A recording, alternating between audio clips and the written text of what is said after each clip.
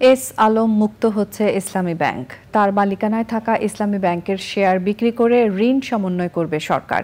একই সাথে পরিচালনা পর্ষদ ভেঙে স্বতন্ত্র পরিচালক দিয়ে ছোট বোর্ড গঠন করে দিবে বাংলাদেশ ব্যাংক। সাবেক গভর্নরের দায়ের বিষয়ে প্রশ্নের জবাবে আহসান এইচ মনসুর বলেন, প্রয়োজনে পদত্যাগ করবেন, তারপরও তাকে দিয়ে কোনো অন্যায্য কাজ করানো যাবে না।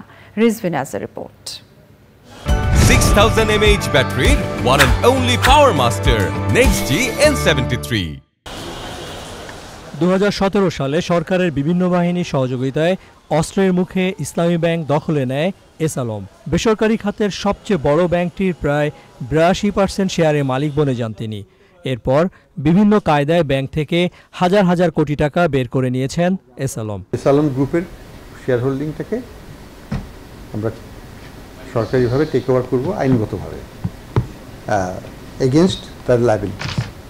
তারা যদি পুরো টাকা শোধ করে দেয় মালিকানা ফেরত পেতেও পারেন, কিন্তু আমার তো মনে হয় না যে তাদের সেই উদ্দেশ্য আছে, সেই উদ্দেশ্যের ন্যায়ও নেই।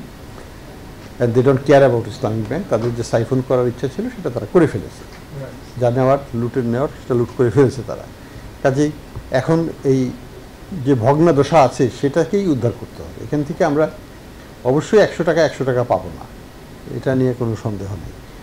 যেটুকু পাওয়া যায় সেটুকুই চেষ্টা করতে হবে।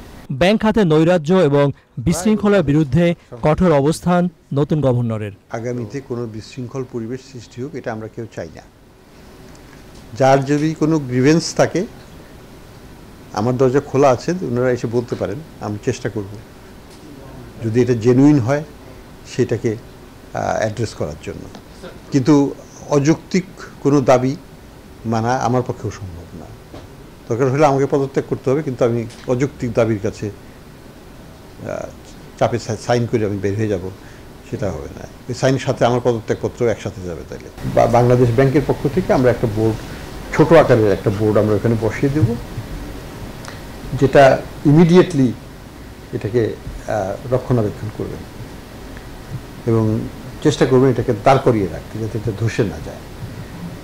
এবং পরবর্তীতে যারা শেয়ার নিয়ে আসতে পারবেন, কিনতে পারবেন, তাদের কাছে আমরা এটা হস্তান্তর করব। 5ই আগস্ট শেখ হাসিনা প্রধানমন্ত্রীর পদ থেকে পদত্যাগ করে দেশ ছাড়ার পর আর্থিক খাতের সর্বনাশের অন্যতম কারিগর এস আলমকে আইনের আওতায় আনার পথ সুগম হয়েছে। রিজভিন আওয়াজ, চ্যানেল আই, ঢাকা।